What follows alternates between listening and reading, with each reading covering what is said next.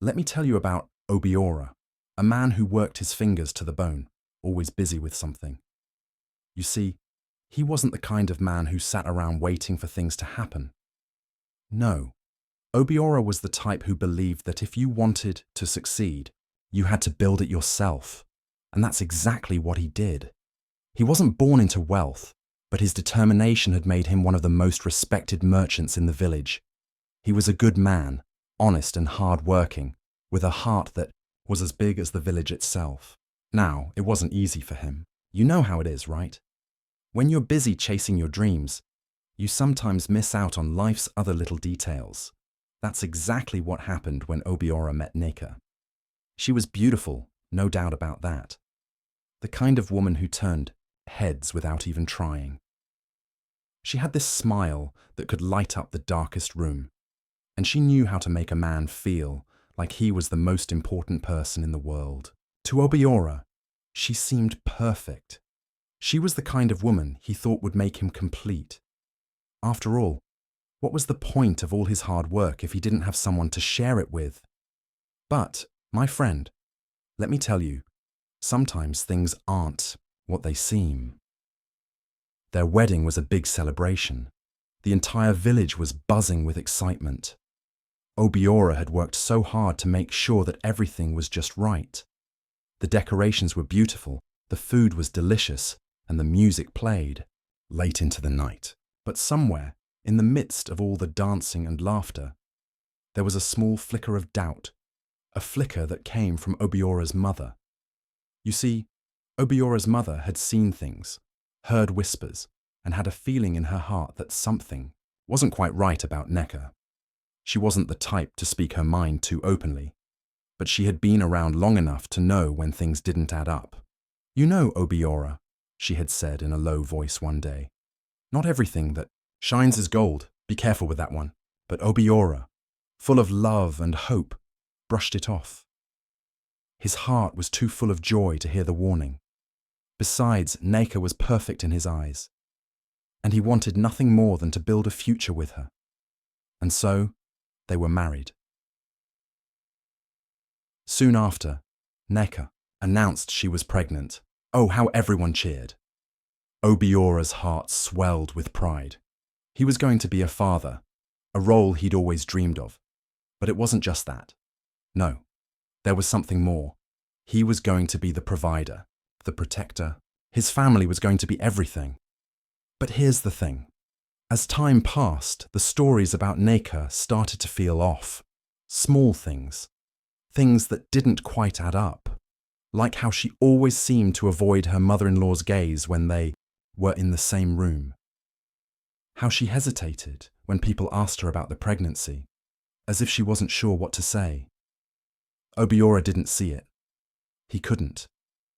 He was too busy with work, and honestly, he trusted his wife completely. Why wouldn't he? She was beautiful, sweet, and carrying his child. What else could go wrong? But Obiora's mother, she noticed. Oh, she noticed. She could tell that something wasn't right. She kept her concerns to herself at first, thinking that maybe she was just being too cautious. But deep down, she knew she wasn't imagining things. There was something off about the way Nneka carried herself. Too much secrecy, too many little lies, and the more she thought about it, the more uneasy she became. Obiora, however, was busy with work. The village needed him, and he couldn't afford to let anything distract him from his goals. His business had started to grow, and he had big plans for the future. But he was about to learn that no matter how hard you work, some things are beyond your control.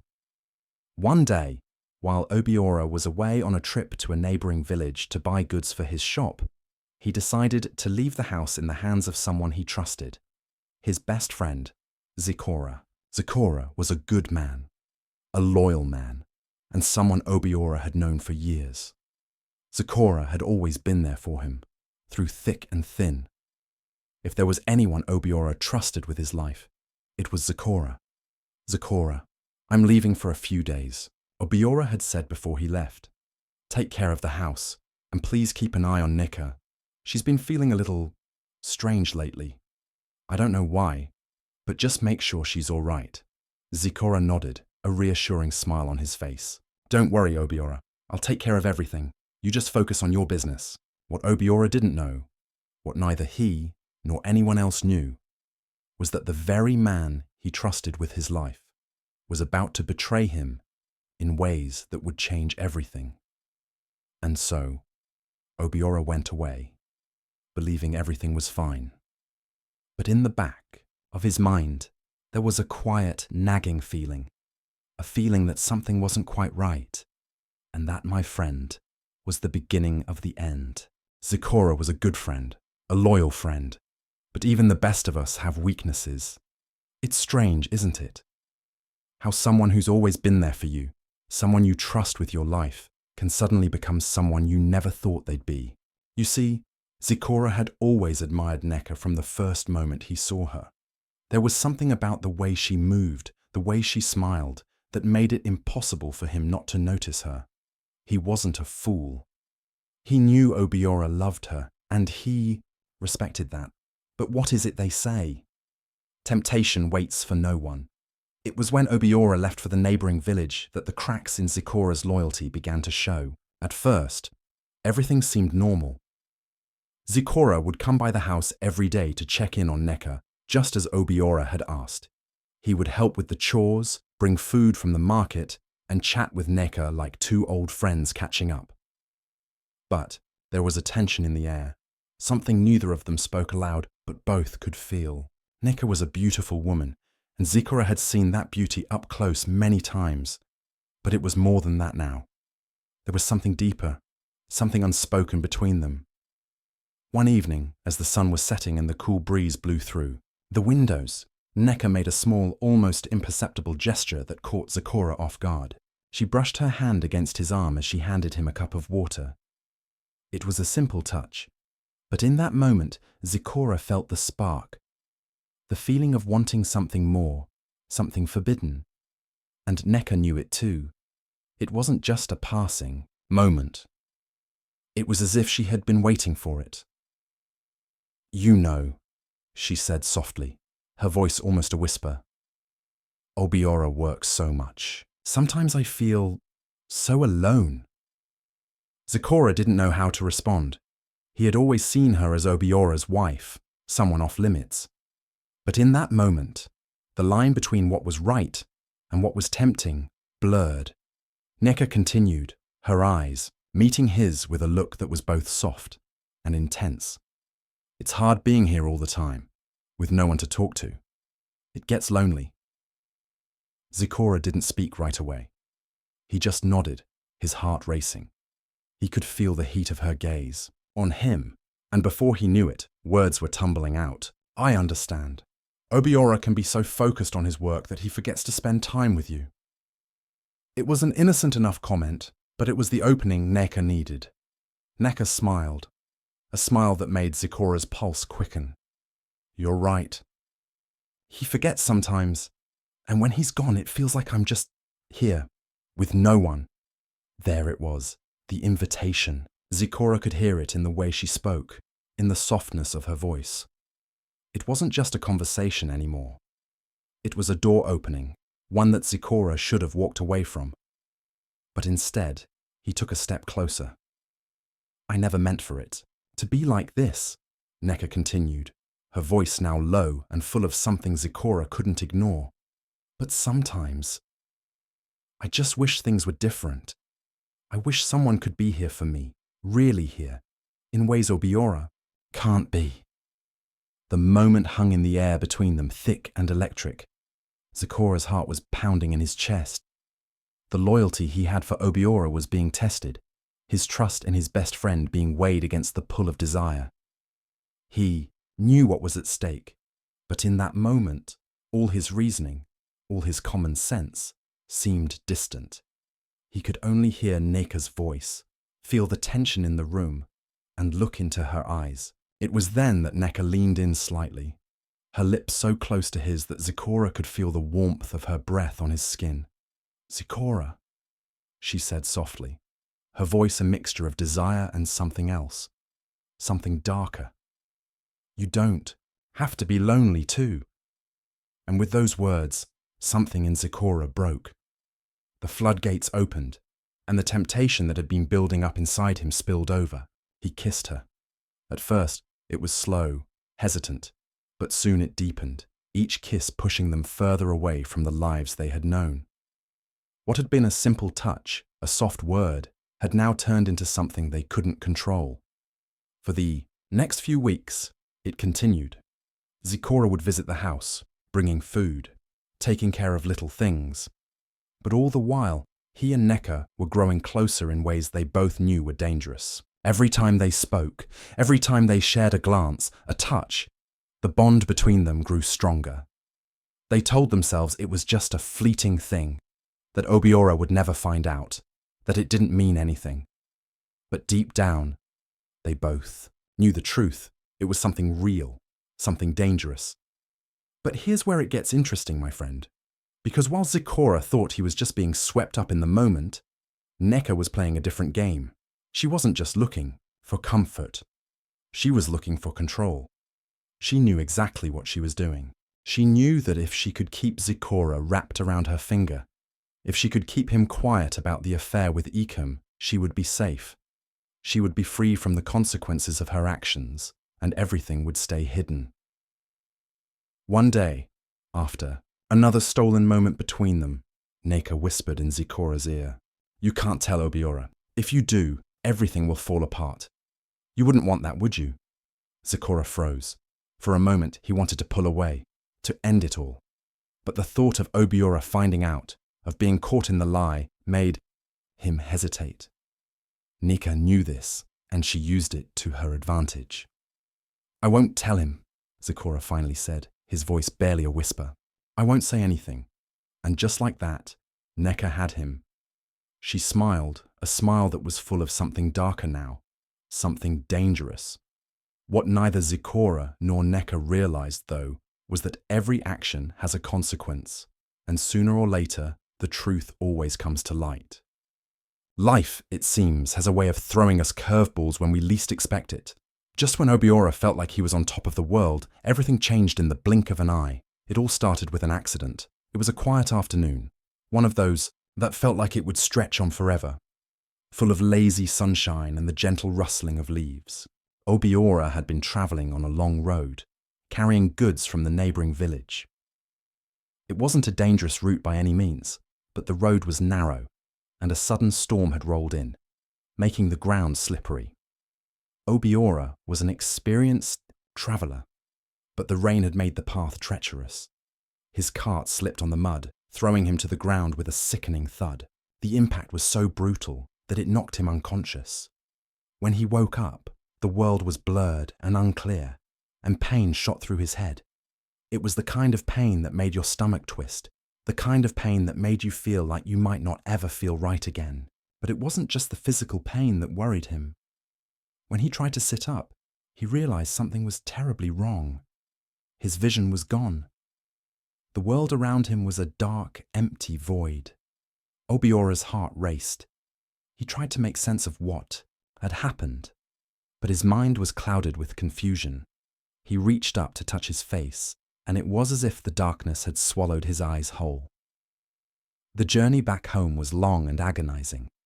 Obiora was helped by a kind stranger who found him and guided him back to his village. By the time he arrived at his house, he was exhausted, his body aching, and his mind a whirlwind of worry.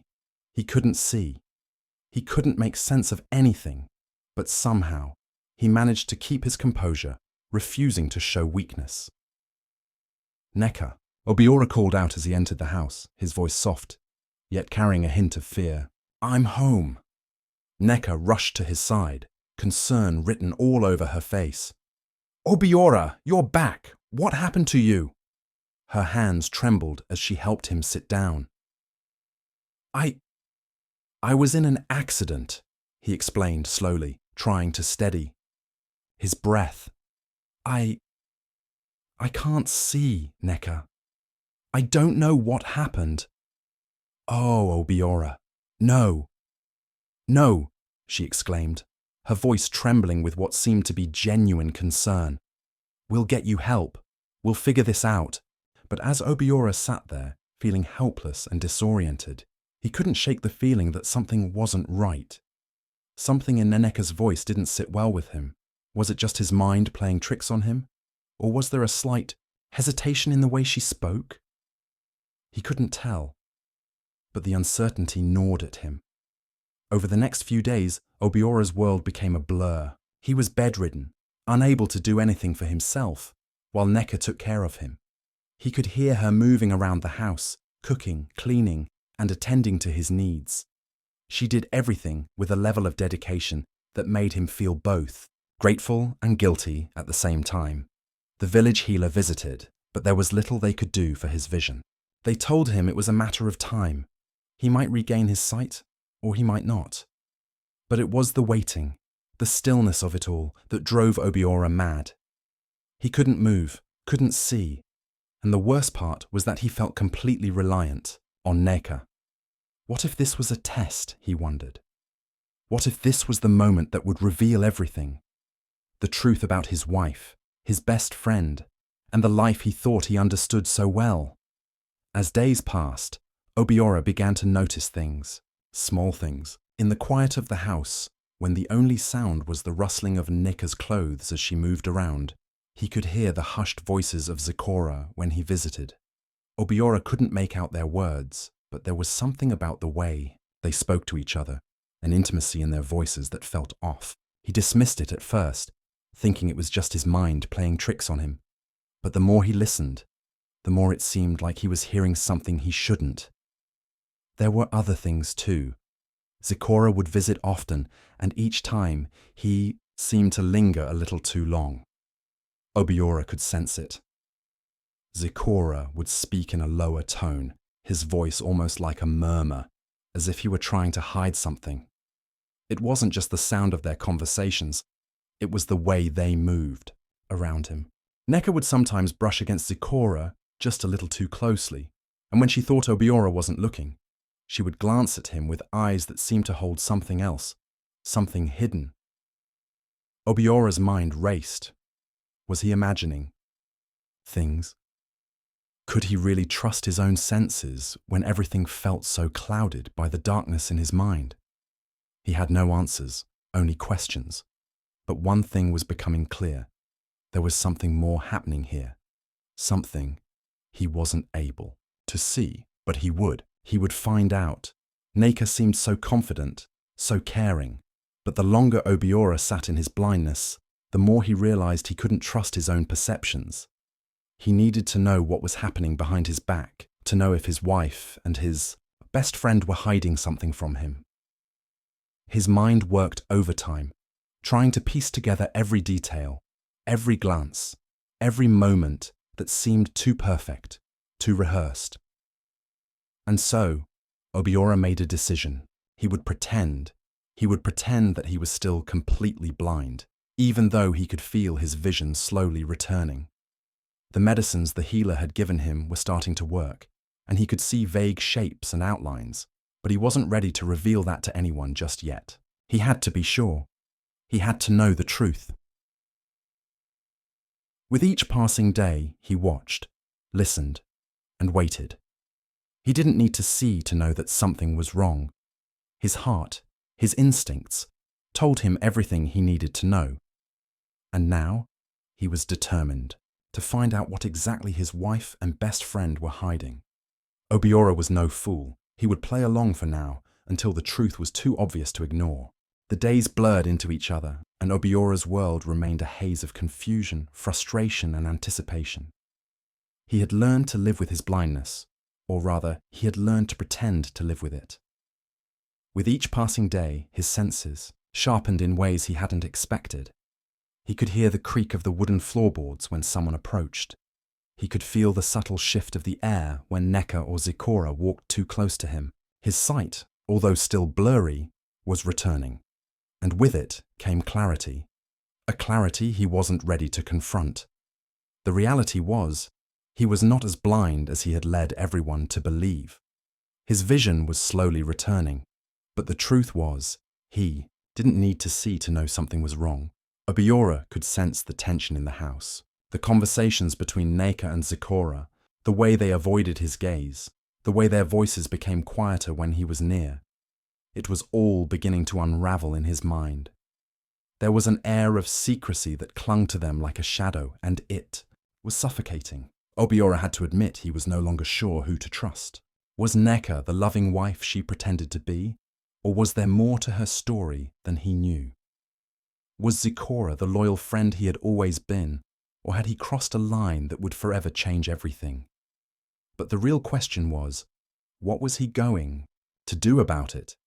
Obiora was determined to find out, but the path ahead was not one he could walk alone. He needed proof, concrete proof, that would expose the truth for what it was. His mind raced with possibilities, each more daring than the last. He had been in the dark, literally and figuratively, but now he had to make a choice.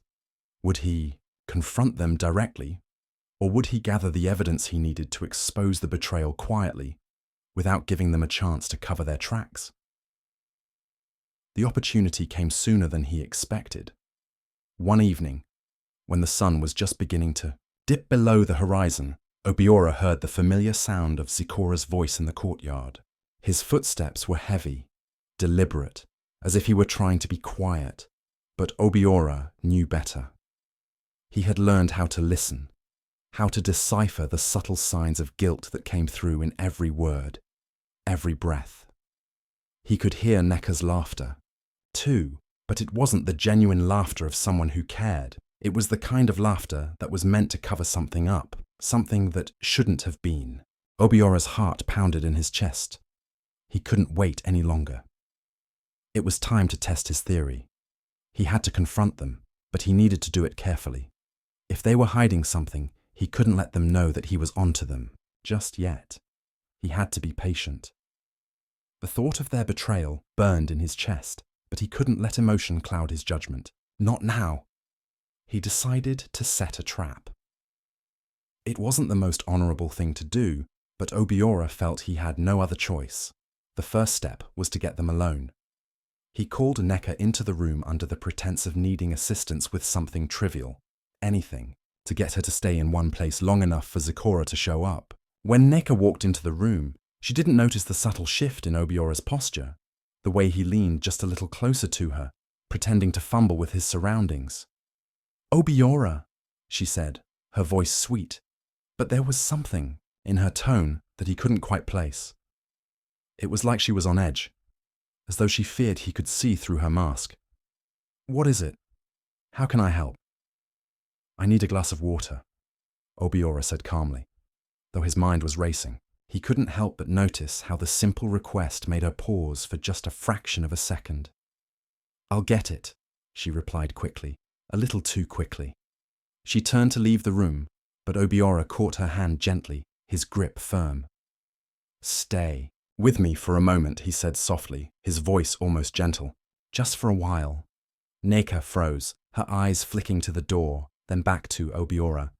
She hesitated, then sat down beside him, trying her best to hide the unease in her expression.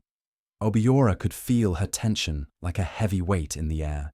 "You seem troubled," he said carefully, choosing his words as though each one might reveal too much. "Is everything well with you, Neka?" For a brief moment, Neka's expression faltered. She looked away, the faintest hint of guilt crossing her face, but it was gone before Obiora could fully understand it.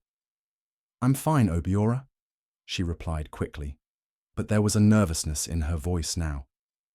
"Just tired, that's all." Obiora didn't respond immediately. Instead, he waited, feeling the silence stretch out between them. He could hear Zikora approaching and his pulse quickened. This was it. He needed to stay calm, keep up the charade for just a little longer. He needed to be sure. Just as Neka was about to speak again, the door creaked open, and Zikora stepped into the room. His usual smile was absent, replaced by an uncomfortable awkwardness that Obiora immediately noticed. Zikora's eyes darted between him and Neka, and the air shifted. There was an undeniable tension in the room now, thick, palpable, and undeniable. "Zikora," Obiora said, his voice steady, though his mind raced. "Come in, my friend." I need your help with something. Zikora hesitated, then nodded, stepping further into the room. His eyes flicked to Neka, who was now sitting with her hands clasped in her lap, avoiding his gaze. It was a subtle movement, but Obiora caught it. Of course, Obiora, Zikora replied, though his voice was strained. What can I do for you? Obiora didn't speak immediately. Instead, he allowed the silence to stretch on, the weight of the moment pressing down on both of them.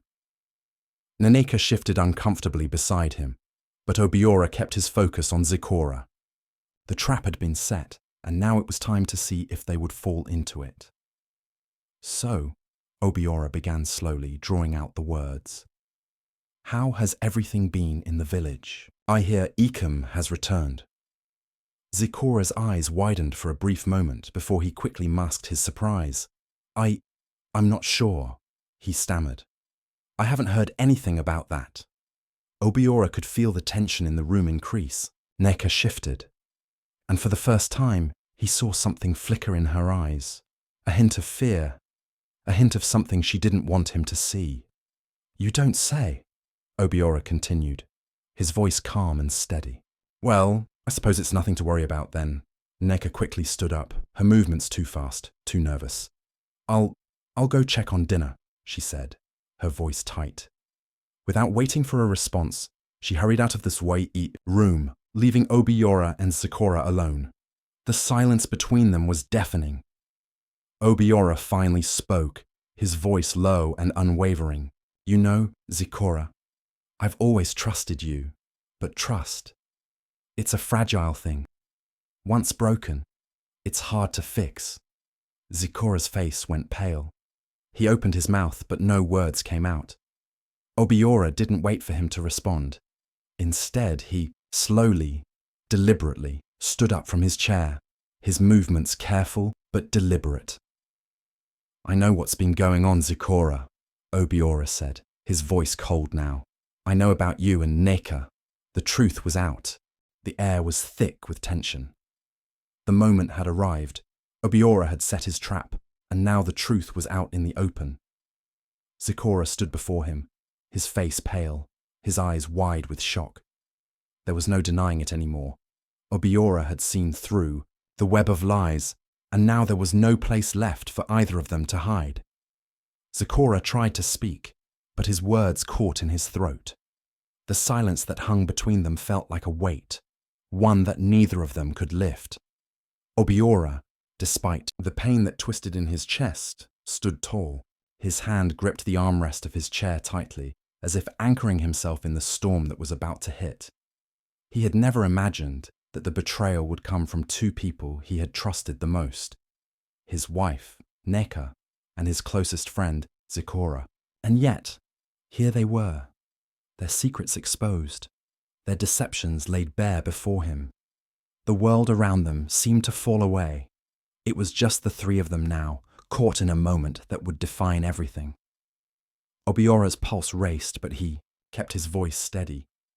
You've lied to me, Zikora, he said, his words cold and measured, but there was a rawness beneath them that was impossible to ignore. You've lied to me, and you've lied to my wife, and I let you. I trusted you both, but now I see it clearly. The truth is undeniable.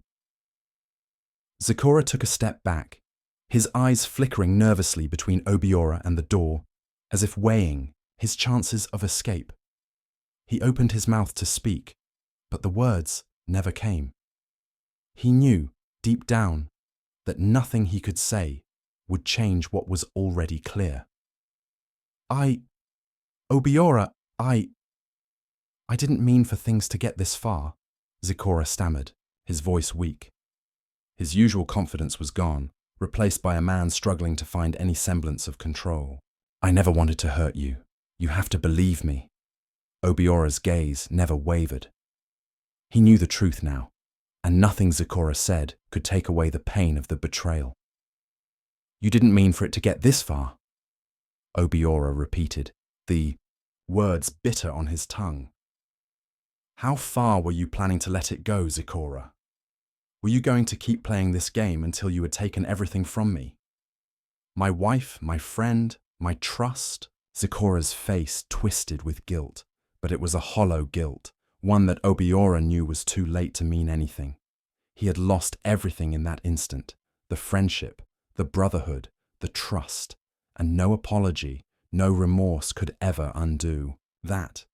But what about Neka? Obiora asked, his voice suddenly softer, but the pain was no less evident. Was she part of the plan too? Was she always going to be a part of this? At the mention of Neka's name, Zikora faltered. His eyes shifted to the door as if he could still escape the confrontation. But there was no escape now, not for either of them. I don't know what happened, Obiora, Zikora said, his voice full of regret but also an underlying defensive tone, as if he wanted to explain, to justify his actions. Things just happened. Neka, she... He faltered, again, not knowing where to begin. I never intended for this to go this far. I swear it. Obiora took a deep breath. He could feel the storm of emotions rising within him. Anger, sorrow, confusion. But he kept it all in check. He had to stay calm.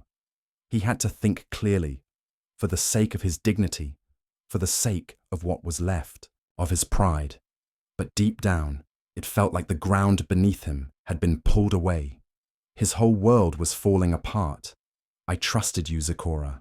You were like a brother to me. And she, Obiora's voice faltered as he struggled to find the right words. He had so much to say, but it felt like there was a lump in his throat, one that he couldn't swallow, one that made everything feel heavier. The sound of footsteps echoed from the hallway, and Obiora's heart skipped a beat. It was Neka. He knew it before he heard her voice. There was no turning back now. Neka entered the room with a look of surprise, but it quickly turned to fear as she saw the expressions on their faces. She had been avoiding the confrontation, thinking she could keep her secrets hidden. But now, it was all crashing down around her. Obiora, Zikora. What's going on? Neka asked, her voice shaky, her hand trembling slightly as she reached for the doorframe. She could see the look on Obiora's face, the one that betrayed the pain he was feeling, and for a brief moment, she seemed to realize that there was no escaping the truth now. I think you know exactly what's going on. Neka, Obiora said, his voice low but firm. You've been lying to me. You've been deceiving me, both of you, and now I know. Neka's face paled as she took a step back, her eyes wide with shock. Obiora, please, I never meant for this to happen. Then what was all this? Obiora asked, his voice rising now, unable to hold back the pain. What was all this pretending? All the lies you've told me, the way you've been hiding things from me. Did you think I wouldn't find out? Neka's lips trembled. She opened her mouth to say something, but no words came. She couldn't seem to form a coherent thought, not when the weight of Obiora's accusation hung in the air like a heavy stone. I know everything, Obiora said quietly, but the words were cutting. I know about you and Zikora. I know the truth. You've both betrayed me. Zikora shifted uneasily, and Obiora's gaze snapped to him. You, Obiora said, his voice dripping with contempt. You've been the one I trusted the most, Zikora. I gave you my trust, my friendship, and you took it and threw it away like it meant nothing. There was a long silence. No one spoke. Neka's eyes filled with tears, but Obiora didn't feel sorry for her. Not now. Not after everything that had happened. Obiora's voice grew harder. I don't know what I'm going to do now, but you, both of you. He looked between Neka and Zikora, his gaze piercing. You have no place here anymore. You've broken everything. Zikora's face was now a mixture of guilt and fear, but Obiora didn't care. Neka stood frozen, staring at him, her eyes full of fear and regret, but Obiora knew it was too late for apologies. The damage had already been done. Get out of my house, both of you, Obiora commanded, his tone final, unwavering. Neka opened, her mouth as if to protest, but then closed it, realizing there was nothing left to say. The weight of her actions hung around her like a suffocating fog. Without another word, Zikora turned and walked out of the room, his head bowed in shame. Neka followed him silently, her footsteps echoing down the hall. Obiora remained in the room, the silence deafening in its finality. The door clicked shut behind them, and Obiora was left alone in the room, the crushing realization settling into his bones. He had lost everything: his wife, his friend, his trust. But somewhere deep inside, he knew that this was the only way forward. The betrayal had been laid bare, and now Obiora could finally begin to rebuild, alone. The days that followed the confrontation were the quietest Obiora had ever known. It was as if the entire world had paused, holding its breath, waiting for him to find his footing again. His house, once filled with the sounds of laughter and conversations, now felt hollow. The silence echoed through the rooms, each corner reminding him of what he had lost. Obiora sat in his study, the soft light of the afternoon filtering through the window. His hands rested on the desk, unmoving. The weight of the events was still heavy on his shoulders. But he didn't cry. He didn't shout. Instead, he was simply still. It was as though the pain had become a part of him, and he was learning to live with it. His thoughts wandered back to the night of the confrontation, the look on Aneka's face when the truth came to light, the guilt that had shone in Zikora's eyes, and the finality of his own decision. It hadn't been easy, but he had known deep down that it was the only way forward. Obiora had loved Neka with everything he had. He had trusted her, believed in her, and for a long time, that trust had seemed unshakable. But now, in the wake of her betrayal, he realized just how fragile everything had been. The life they had built together was nothing more than a facade, a carefully constructed illusion that had come crashing down in an instant. He thought of the child, the son who would never know the truth of his father's love, or the bond he could have shared with his true father.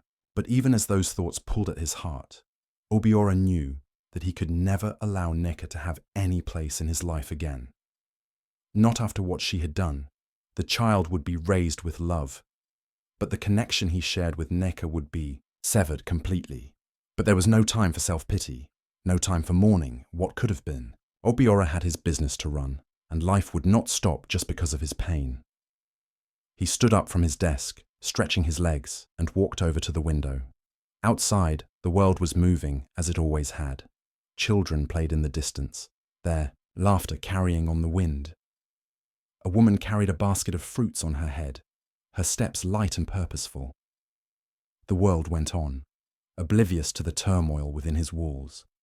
But even as life continued, Obiora knew that his world had changed forever. His trust had been broken, and it was hard to imagine how he could ever build it back again. The first few weeks after Neka and Zikora left were the hardest. It wasn't just the absence of their presence that weighed on him. It was the emptiness that came with it. The house that had once felt full now felt like a cavern. Every corner, a reminder of the life that had been shattered. Obiora found solace in his work. He threw himself into managing his business with renewed vigor, finding comfort in the structure it provided. The world of trade, of bartering goods, and managing shipments was a world he understood.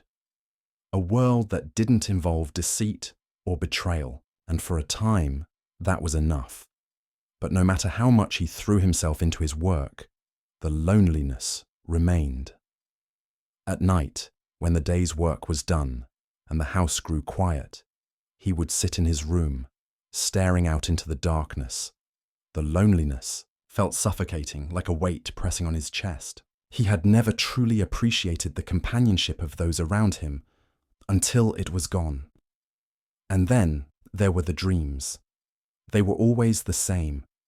Neka's face, her eyes filled with tears as she begged him for forgiveness. Zikora too was there, his face twisted with regret. But no matter how hard they tried to make amends, Obiora could never bring himself to forgive them. The betrayal was too deep, the hurt too raw. And each time he woke from those dreams, he found himself more and more resolved to leave the past behind. One afternoon, as Obiora was tending to some paperwork in the back office, his trusted assistant Uzo entered with a hesitant expression on his face. Obiora looked up, sensing something was amiss. "Obiora," Uzo began, his voice soft. "There's someone here to see you. A woman. She says her name is Adana." Obiora raised an eyebrow. A woman? He hadn't had visitors in weeks, and the thought of anyone coming to his door now seemed strange. Still, he gave a small nod. "Show her in," he said, his voice low. Moments later, Uzo returned, followed by a woman in her early 30s, tall and poised, with a calm grace that seemed to fill the room. Her presence was unexpected, but not unwelcome. Adana's dark eyes met his with a quiet intensity, and she offered a polite smile as she extended her hand. "Obiora," she said, her voice steady. "I hope I'm not interrupting anything." Obiora stood up, a little surprised by her sudden appearance. "Not at all," he replied, his tone polite but guarded. "What can I do for you, Adana?" She hesitated for a moment, as if searching for the right words. "I've heard about the trouble you've been through," she said carefully. I know it's none of my business, but I wanted to offer my support." Obiora blinked in surprise. He wasn't used to strangers coming to him with such kindness, especially after everything that had happened. He studied her for a moment, unsure of what to make of her words. But there was something in her eyes, something genuine, that made him hesitate before responding. "I appreciate that," he said slowly, "but I'm afraid there's little anyone can do to ease the burden right now." Adana nodded, her expression softening. "I understand. But I also know that sometimes a person needs someone to talk to, someone who can just listen. I'm not here to push you to do anything, but I thought you might welcome a friendly face." For a moment, Obiora was silent. His mind raced, but he couldn't find the right words. He had been so focused on rebuilding his life that he hadn't allowed anyone else in. He hadn't realized how much he longed for connection until it was offered to him in the form of this stranger. Finally, he gave a small nod. "Thank you, Adana. I think I would like that." Adana smiled, and the tension in the room seemed to ease. "Then, if you're willing, I'd be happy to sit with you for a while. No pressure. Just a conversation." Obiora sat back down, motioning for her to join him. For the first time in weeks, he felt a small flicker of hope stir inside him. Perhaps the path forward wasn't as lonely as he had thought. As they spoke, the conversation flowed easily. They talked about small things, news from the village, the changing seasons, the state of the local trade market. But gradually, the conversation shifted to more personal matters. Adana spoke with an openness that was refreshing, and Obiora found himself sharing things he hadn't realized he needed to say. He spoke of his lost trust, the pain of betrayal, and the loneliness that had crept into his life after Neka and Zikora's departure. Adana listened, offering quiet words of encouragement and understanding. She didn't offer solutions or advice, but simply allowed him to express his grief without judgment. And in that space, Obiora began to feel something he hadn't in a long time. Peace.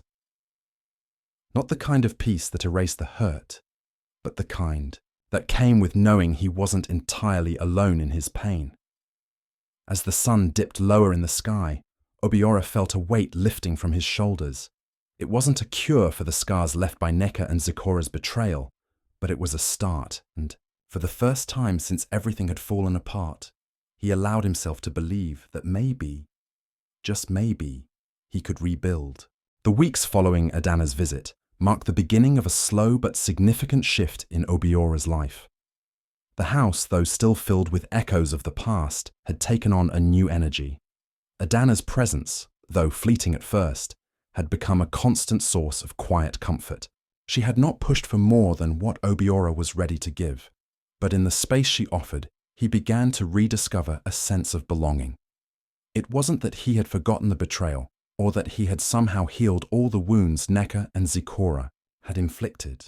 No, that was still very much with him, a lingering shadow that darkened his every thought. But Adana's quiet understanding had opened a door that had been shut tight for so long, and with it came the smallest spark of hope. Obiora had always prided himself on his independence. He had built his business, his life, and his reputation through sheer willpower, believing that strength came from within. But now, after everything, he realized that strength didn't just come from isolation. It came from the connections we allowed ourselves to make, from the people who reached out to us, even when we were too afraid to reach out to them. Adana's visits became a routine. At first, they were brief conversations over tea, their talks light and without pressure. They spoke about the things that filled the space around them, the shifting winds of the market, the changing faces in the village, the daily occurrences that shaped their lives. But over time, their conversations began to delve deeper. Obiora found himself speaking more honestly about his struggles, the weight of his past, the future he wasn't sure he wanted to face, and the emptiness he had carried for so long. Adana listened, never judging, never rushing him. It was a kind of healing he had never known. For the first time, he didn't have to wear a mask of strength. He could just be himself, raw and vulnerable, without fear of rejection. It was one evening, as the sun set behind the hills and the air grew cool with the evening breeze, that their conversation took a turn. They were sitting in the garden, the flowers and plants bathed in the soft golden light of dusk. Obiora had been staring at the ground, his fingers absent-mindedly tracing patterns in the dirt. Adana, as always, was sitting across from him, her hands clasped in her lap, watching him with a calm and patient gaze. "You've been carrying this weight for so long," she said quietly, her voice soft but steady. "It's like the burden of the world is on your shoulders, Obiora, but you don't have to carry it alone." Obiora didn't answer immediately. He wasn't sure what to say. He had always been proud of his independence, and the thought of leaning on someone else, of needing someone else, felt strange, almost foreign. But as he looked at Adana, he saw something in her eyes that made him pause. It was more than just understanding. It was compassion, a genuine desire to help him heal. "I don't know how to trust again," Obiora finally confessed, his voice barely above a whisper. "I thought I had everything I needed. I had a family, a home, a future. But then it was all taken away from me. How do you come back from that? How do you trust after the person you loved most betrays you in such a way?" Adana nodded slowly, her gaze never leaving his face. "Trust is a fragile thing, Obiora. It's not something that can be rebuilt in an instant, but it's also not something that disappears forever. It's like the soil after a storm. It may seem barren at first, but with time, it will heal. And the right people, the right connections, can help nurture it back to life." Obiora thought about her words for a long time, the silence stretching between them. He had never considered that trust might be something that could grow again, that it wasn't lost forever because of one betrayal.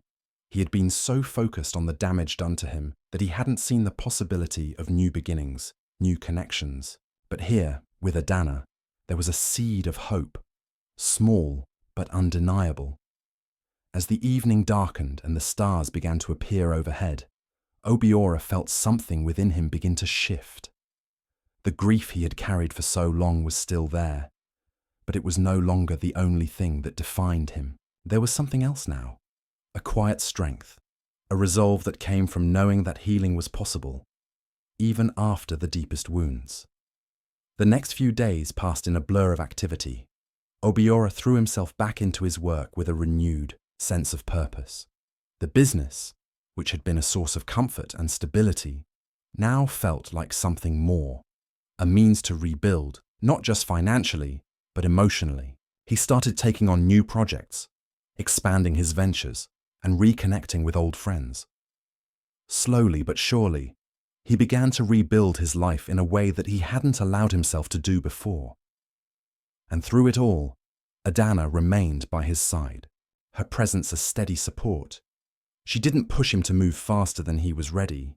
She didn't ask for more than he could give. She simply walked beside him, offering the quiet encouragement he needed to keep moving forward. One afternoon, as they sat together once again in the garden, Obiora turned to Adana with a small smile. It was the first genuine smile he had worn in a long time. "I don't know where this is going, Adana," he said, his voice thoughtful. "But I think I'm starting to believe that I can trust again." Adana smiled back, her eyes warm. "You're not alone, Obiora. You never were. And trust, just like everything else, takes time. But you're on the right path." As the days turned into weeks and the weeks into months, Obiora found himself opening up more and more. He found joy in the small moments, watching the sunset, sharing laughter with friends, the quiet peace of the evening. There was still pain, still moments of doubt, but they were no longer the overwhelming force they once were. He had begun to heal, piece by piece, and each day he felt a little more like himself again. And then, one day, as he walked through the village square, something unexpected happened. A familiar face appeared in the crowd, a face he hadn't seen in months. It was Neka. Her eyes met his from across the square, and for a moment, time seemed to freeze. Obiora's heart skipped a beat, his breath catching in his chest. She looked different, older perhaps, but it was still her, the woman who had once been his everything. She took a tentative step toward him, her hands clasped in front of her as though unsure of what to say. Obiora stood still, his heart racing, in his chest. He wasn't sure what to feel. There was a part of him that wanted to shout, to demand answers, to confront her once again. But then he remembered Adana's words. Trust takes time. Healing takes time. Neka stopped a few paces away from him, her eyes searching his face for any sign of recognition, of emotion. "Obiora, But before she could finish, Obiora held up his hand, a gesture that was both gentle and firm. "Neka," he said softly, his voice steady. "You've already said everything you needed to say. I've forgiven you, not because I have to, but because I've learned to forgive myself. I've learned that I can move forward, with or without you." There was no anger in his voice, no bitterness, just the quiet acceptance of what had been and what was no longer. Neka's eyes filled with tears, but she didn't speak. She simply nodded, a silent understanding passing between them, and as she turned and walked away, Obiora felt the last of the weight he had carried for so long lift from his shoulders. The past was gone, and with it, the power it had over him. What lay ahead was uncertain, but for the first time in a long while, Obiora felt a sense of peace, a sense of possibility, and as he turned back to the path ahead, he knew that this was only the beginning of a new chapter.